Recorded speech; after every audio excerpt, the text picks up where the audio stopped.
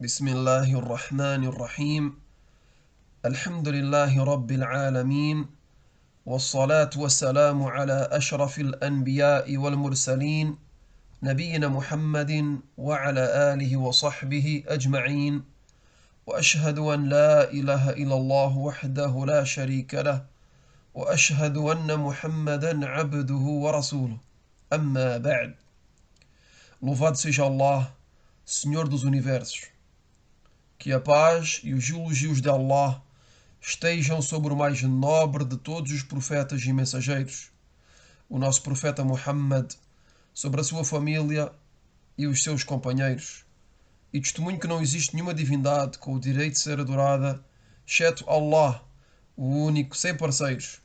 E testemunho que Muhammad é o seu servo e mensageiro. Isto dito, continuamos a nossa série de aulas acerca de jurisprudência, de fiqh, aulas baseadas neste livro intitulado Durusun fil Hadith wal Fiqh, livro que é ensinado aos estudantes iniciantes da Universidade Islâmica da Al-Madina. Na aula anterior, iniciámos um novo capítulo, que é o capítulo da zakah, o capítulo da esmola obrigatória. E na aula anterior mencionámos a definição da zakah e dissemos que a zakah tem duas definições, uma definição linguística e uma definição religiosa. E mencionámos as respectivas evidências sobre cada uma destas definições. Depois nos concentramos sobre o estatuto da zakah. O estatuto da zakah. E mencionámos também as evidências acerca do seu estatuto. Na aula de hoje, iremos ler, ou melhor dizendo, traduzir aquilo que disse o autor acerca de para quem é que a zakah é obrigatória. يقول المؤلف ثانيا أو ثالثا من يجب عليه الزكاة. O autor disse para quem é que a zakah, para quem é que a esmola é obrigatória. Para quem é que a zakah se torna obrigatória. Isto é, quais são aqueles que têm como obrigação de dar a zakah. Então o autor disse: a zakah, a esmola, é obrigatória para o muçulmano livre cuja o seu bem ou cuja a sua riqueza atingiu o nisab. Atingiu o nisab. E que o nisab tenha permanecido em sua posse durante um ano inteiro sem diminuir. Sem diminuir abaixo do nisab. Então, o autor aqui nos mencionou estas condições, que repito mais uma vez. Repito mais uma vez aquilo que o autor disse, mas vou tentar esclarecer um pouco mais aquilo que o autor disse para que possa ser compreendido por todos, de maneira simples. Então o autor disse: a zakah, a esmola, é obrigatório é obrigatória para cada muçulmano. Então a primeira condição para que uma pessoa tenha como obrigação de dar a zakah é que seja muçulmano. Que seja muçulmano. Livre. Que seja muçulmano e que seja livre. Cuja o seu bem, ou cuja a sua riqueza, tenha atingido o nisab. E o nisab, mencionámos anteriormente, que é o limite, que é o valor mínimo, ou o limite mínimo, ou o valor mínimo requerido. E isto à condição que este nisab, este valor mínimo, este limite mínimo requerido, tenha permanecido em sua posse durante um ano inteiro. Durante um ano inteiro. E é importante de mencionar aqui que se trata de um ano islâmico. Um ano lunar e não um ano solar. Um ano lunar islâmico. Hijri. Hijri. E que este valor, este nisab, este valor mínimo, não tenha diminuído. Não tenha diminuído. Então o autor nos dá três condições. A primeira é que a pessoa seja muçulmana. Para que a esmola seja obrigatória, se torne obrigatória a uma pessoa, esta pessoa tem de ter estas três condições. Estas três condições têm de estar presentes na pessoa para que a esmola seja obrigatória para ela. Para que a zakah seja obrigatória para ela. A primeira condição é que a pessoa seja muçulmana. Que a pessoa seja muçulmana. Caso contrário, não lhe é obrigatório. Isto é, o descrente não lhe vamos pedir, não lhe vamos ordenar de dar a zakah. A segunda condição é que este muçulmano seja livre. Que seja livre. Que é o contrário, o seu contrário é que seja escravo. Aquele que é escravo, que é muçulmano, mas que é escravo, a zakah não é obrigatória para ele. Não lhe é obrigado, não se pede a um escravo de dar a zakah. A terceira condição é que esta pessoa tenha atingido, ou que o bem desta pessoa, ou a riqueza desta pessoa, tenha atingido o nisab. Que tenha atingido o nisab, que é o valor mínimo requerido. E que tenha guardado este nisab, este valor mínimo requerido, durante um ano lunar inteiro. E que durante este ano inteiro este valor não tenha descido abaixo daquilo que é o mínimo. Então temos aqui as três condições. E imagino que deve ser um pouco complicado para alguns, mas este capítulo necessita muita atenção e necessita muita revisão, a fim que possa ser compreendido bi'idhnillah. Então vou tentar detalhar um pouco mais e esclarecer um pouco mais. Através de um exemplo.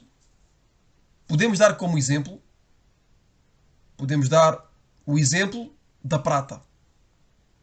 A prata, que é conhecida de todos, tem valor.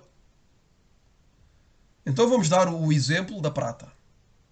Então o nisab, o valor mínimo requerido da prata, são 595 gramas.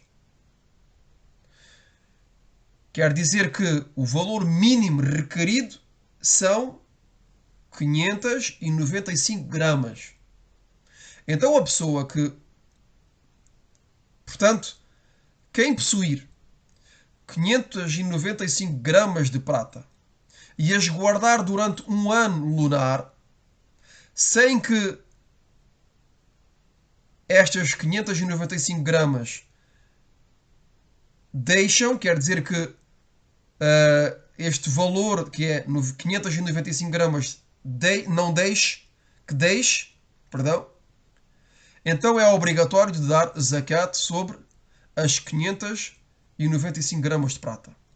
Caso contrário, se o peso da prata desce abaixo de 595 gramas durante o ano, por exemplo, a pessoa no início do ano, por exemplo, no mês de Muharram, a pessoa tem 595 gramas.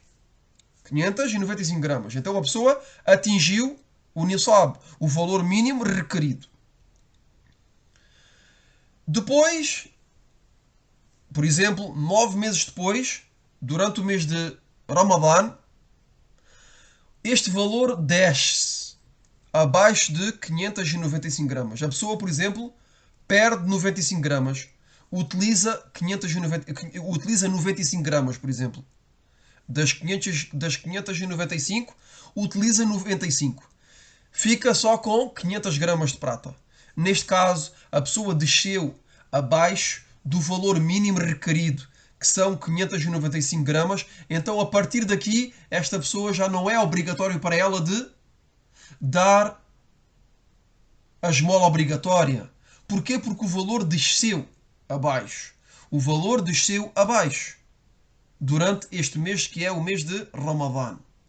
Imaginemos que depois do mês de Ramadã, que é o mês de Shawwal, a pessoa ganha outra vez estas 95 gramas que perdeu e volta a ter o valor mínimo requerido. Então, aqui a pessoa começa a contar novamente. A pessoa começa a contar novamente um ano a partir de Shawwal. Porque só em Shawwal é que teve outra vez o valor mínimo requerido. Então a pessoa não vai contar do mês de Muharram, do princípio do ano, perdão, até Ramadã. Porquê? Porque em Ramadã o valor desceu. Então volta a contar logo que o valor volta a subir e volta a atingir o valor mínimo requerido. Então imaginemos que esta pessoa em Shawwal tem 595 gramas e que as guarda durante um ano inteiro, até ao ano seguinte. Até ao ano seguinte, no mês de Shawwal, mais uma vez, e que este valor não desceu abaixo de 595 gramas. Então, neste caso, a pessoa deve obrigatoriamente dar zakat, a esmola obrigatória sobre estas 595 gramas de prata. E isto à condição que a pessoa seja muçulmana e livre. E o autor vai dar mais uma condição que é muito importante a conhecer, mas que vamos falar já a seguir. Então, espero que seja um pouco mais claro, mas, como disse anteriormente, este capítulo necessita paciência, necessita muita atenção, muito esforço, muito trabalho e muita revisão para que possa ser compreendido. Então, continuamos a traduzir a palavra do autor. O autor, depois de dizer, e vou repetir para que possa ser, para que seja mais claro, o autor disse: para quem é que a esmola é obrigatória? E depois disse: ela é obrigatória para o muçulmano livre, cuja a sua riqueza atingiu o nisab, o valor mínimo requerido. E isto à condição que o nisab, que o valor mínimo requerido, tenha permanecido em sua posse durante um ano lunar inteiro, sem descer abaixo do nisab, sem descer abaixo do valor mínimo requerido. Exceção feita, aqui o autor vai fazer uma exceção a esta regra que estabelecemos há pouco. Então falámos da regra básica, geral, global e agora vamos dar uma exceção. O autor nos diz exceção feita à agricultura. Exceção feita à agricultura, às plantações, às culturas, pois é obrigatório de dar a zakah, de dar a esmola no momento da colheita. No momento da colheita. De acordo com a palavra de Allah, Tabaraka wa Ta'ala, no versículo 141 de Surat Al-An'am. يقول الله تبارك وتعالى وآتوا حقه يوم حصاده. Allah subhanahu wa ta'ala disse, de acordo com o sentido deste versículo, e deem o seu direito no dia da colheita. Isto é, e deem o seu direito, o direito da agricultura, das plantações, das culturas, no dia da colheita. No dia da colheita. Então aqui temos uma exceção, que é que no caso das colheitas, da agricultura e das plantações, das culturas, não é uma condição de guardar o valor mínimo requerido durante um ano inteiro. Anteriormente dissemos que o nisab, que o valor mínimo requerido, tem de ser guardado durante um ano inteiro. Aqui esta regra, no caso da agricultura, das plantações e das culturas, não se aplica. Não é uma condição na agricultura. Pois a zakah, a esmola, é obrigatória no momento da colheita. No momento da colheita. E não um ano depois. Então, logo que a colheita é feita, têm de dar a pessoa que tem o nisab, que tem o valor, que consegue colher o valor mínimo requerido das colheitas, que será visto também mais tarde, este valor mínimo, então tem de dar automaticamente e diretamente, sem esperar um ano, a zakah sobre essa colheita.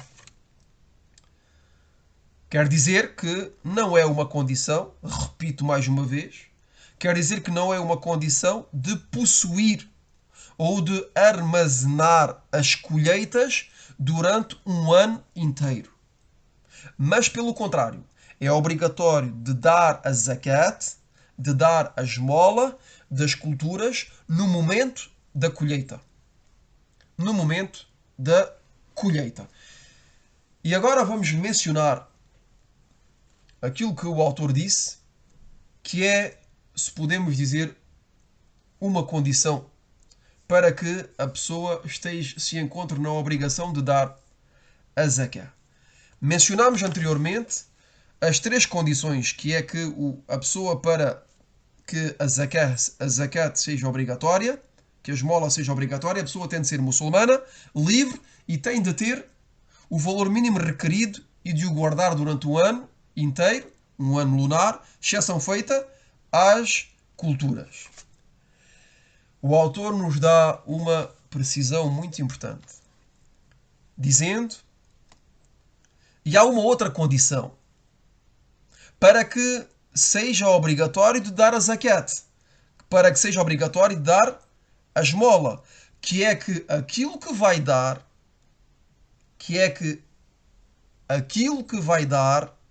seja excedente às suas necessidades básicas, como por exemplo a habitação, a alimentação, a roupa e os transportes. Então, se a pessoa for muçulmana, livre e que tenha o valor mínimo requerido e que o tenha guardado durante um ano inteiro sem que este valor mínimo requerido deixe Então esta pessoa só lhe é obrigatório de dar a zakah, de dar a esmola, se aquilo que vai dar não tem a necessidade, de maneira resumida. Quer dizer que aquela parte, aquela pequena parte que vai dar, não lhe fica a fazer falta. Quer dizer que não é pedido que a pessoa dê e que depois se encontre em dificuldade. Que seja na sua habitação, na sua alimentação, na roupa e nos transportes. Que é que, se a pessoa der a esmola obrigatória, não fique com falta para comer, ou para se vestir, ou para pagar o aluguer da sua casa, por exemplo, ou para o seu meio de transporte. Então esta condição é muito importante a conhecer. Então podemos repetir mais uma vez que as condições que para uma pessoa se encontre na obrigação de dar a zakah, a esmola, é que seja muçulmana, livre, que tenha o valor mínimo requerido e que o guarde durante um ano inteiro, um ano lunar inteiro, exceção feita às culturas, às plantações, à agricultura, e que a pessoa que vai dar esta esmola obrigatória, esta zakah, não fique com necessidade daquilo que vai dar. Que não se encontre em dificuldade financeira. Que não se encontre em dificuldade para pagar a sua habitação, a sua alimentação, o seu vestuário e o seu transporte. Depois o autor diz: يقول المؤلف رابعا الأموال التي تجب فيها الزكاة ونصاب كل وقيمة زكاته. Então o autor disse agora, nos diz neste subcapítulo, quais são os bens ou quais são as riquezas nos quais é obrigatório de dar a zakah, ou sobre os quais é obrigatório de dar a zakah, e qual é o nisab, qual é o limite mínimo, o valor mínimo, a quantidade de cada um deles. Então, a partir daqui, vamos entrar em detalhes, vamos começar a detalhar e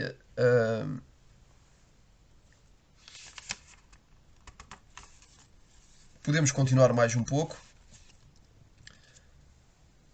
e esclarecer um pouco isto que foi dito pelo autor. Quer dizer, quais são os tipos de... aquilo que o autor quer dizer aqui é, quais são os tipos de bens dos quais se dá. Esta é a primeira coisa. Quais são os tipos de bens, quais são os tipos de riquezas dos quais ou sobre os quais damos a zakah, a esmola. Porque, como vamos ver depois, não é sobre tudo aquilo que possuímos que temos de dar a zakah. Segunda coisa, qual é o nisab? Qual é o valor mínimo requerido para cada um desses bens, para cada uma dessas riquezas sobre as quais se dá a zakah? E a terceira coisa mencionada pelo autor aqui é qual é o valor, qual é a quantidade que tem de ser dada. Qual é a quantidade que vamos dar para cada um desses bens que estão sujeitos à zakah.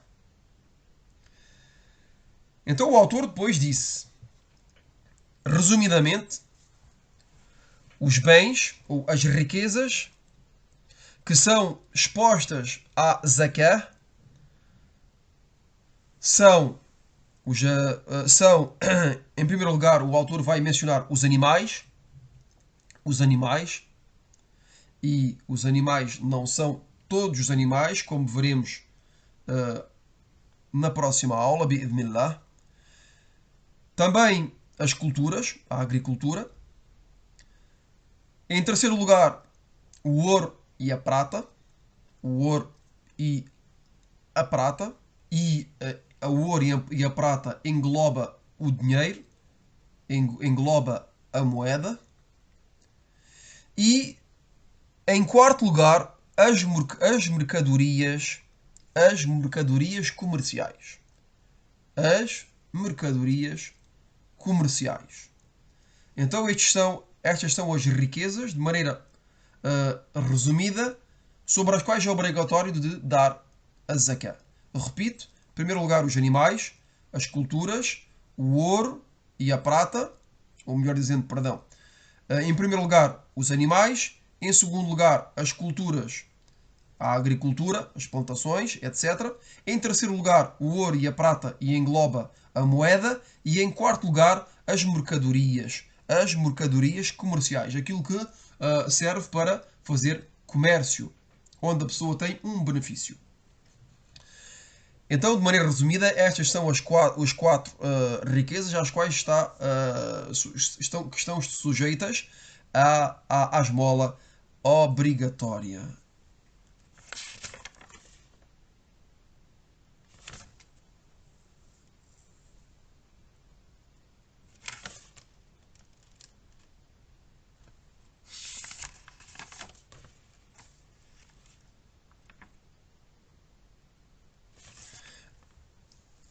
E depois o autor disse, em primeiro lugar, então o autor vai iniciar agora, uh,